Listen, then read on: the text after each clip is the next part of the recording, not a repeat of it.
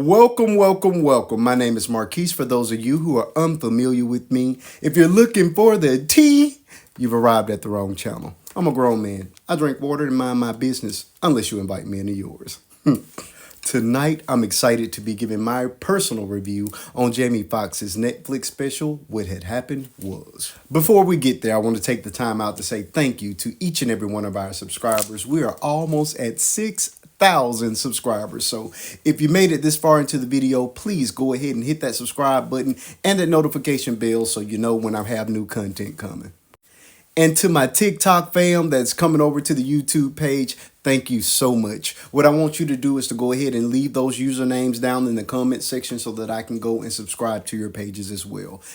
Now that all the business is out of the way, it is time for me to do what I do best, and that is run my mouth.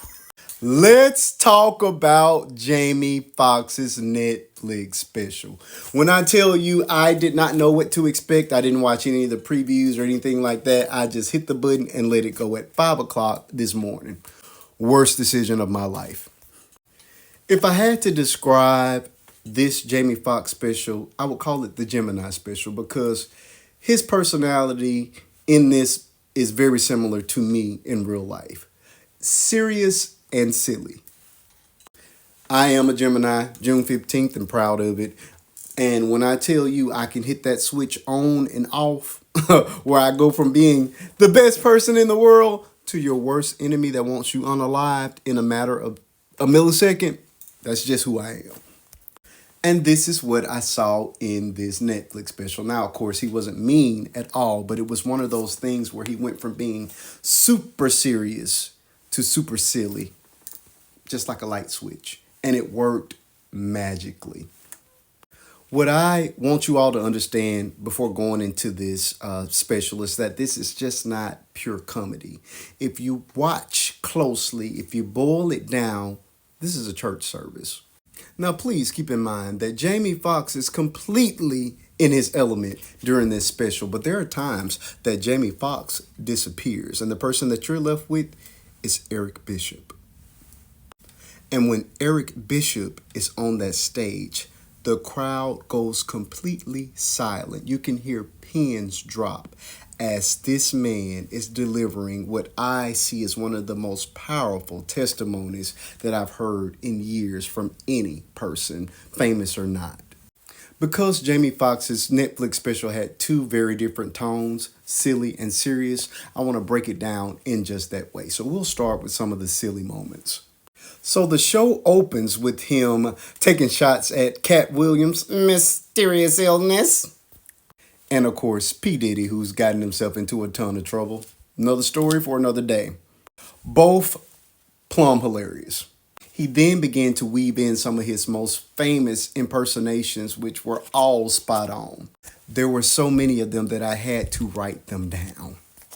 They include, but were not limited to, Denzel Washington, Donald Trump, Mike Tyson, and Jay-Z. All hilarious.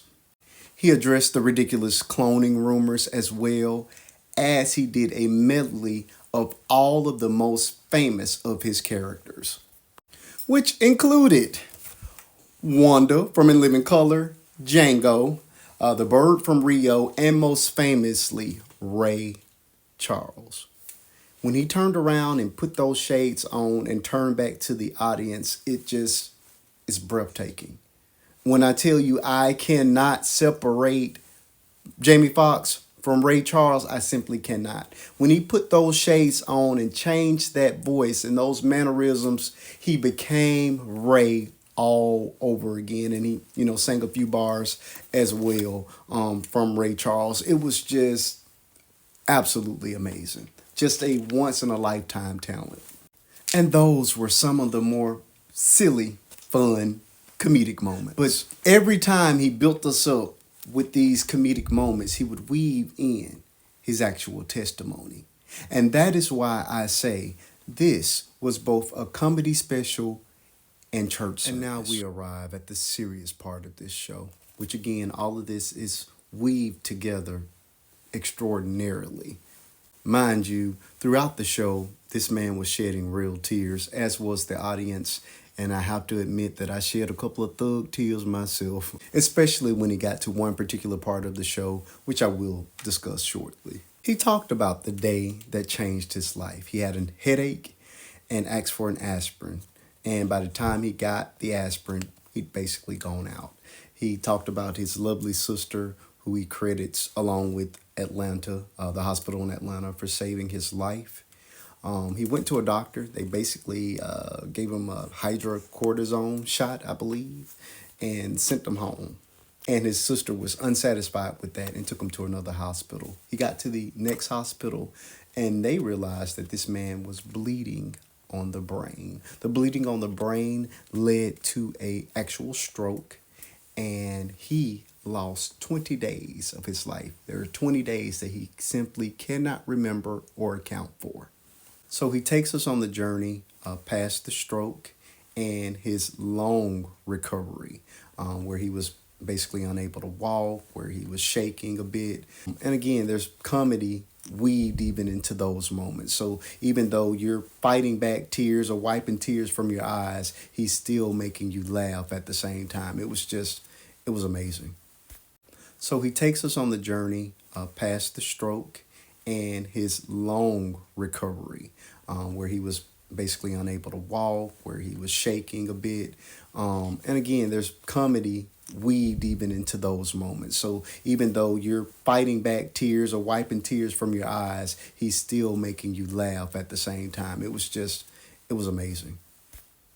Okay, I'll go ahead and admit the part that tore me up and had me wiping away my thug tears was when he began to talk about his daughters. And I guess that's because I have a daughter that's close in age with his youngest daughter. He has a daughter that's 14. My daughter just turned 16. And I have a son as well. He's 2. But it's something about that connection with those girls that, you have to be a dad to understand. And he expressed it, he showed it, and I was crying. So basically, the youngest daughter came into the hospital room. His vitals were all over the place. And she sat down and began to strum the guitar. She began to play for him. And it helped bring his vitals down. And the daughter comes out on stage and starts playing. The daughter said that she knew that he had to make it because it was always her dream to play on stage and perform with her father. And then the moment happens. I was weeping. I'm sorry, I was weeping. They perform a song that he says is not gospel, but it was very inspirational, and it was basically gospel for me.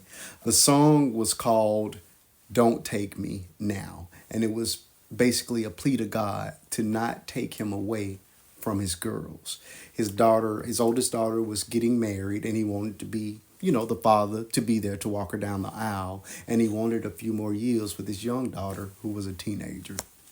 When I tell you, when the screen flashed and you saw him walking her down that aisle after knowing what he'd gone through to get to that moment, there just wasn't a dry eye in that audience, including T.I., who I believe was shedding some thug tears, because I know I was. He also did a song that was very gospel and preacher influenced about not messing with YT women anymore, which was just plumb hilarious. You have got to watch it. I just can't describe it. It was just plumb hilarious. And the show ends with the song Second Chances, where the chorus or refrain was God is good all the time, and all the time God is good. And he, in that moment, became the preacher, and the audience was the choir. This special is definitely worth the watch. It was a family reunion of sorts. This is Uncle Jamie, and that's the way he made you feel. You know that you almost lost Uncle Jamie, but Uncle Jamie was up. He was on fire, and he was giving his real life testimony and weaving it with comedy. It just does not get much better than this. This film is Faith and Bishop 2 approved. I want you to watch it and comment and let me know what you think. If you made it all the way to the end, congratulations and thank you. But do not forget to help me out in the algorithm. Hit that like button, hit that subscribe button, and hit that notification bell so you'll know when I'm uploading brand new content. Me and my family have a lot coming in 2025, and you don't want to miss out. Thank you very much. Love you. See you next time. I'm Marquise.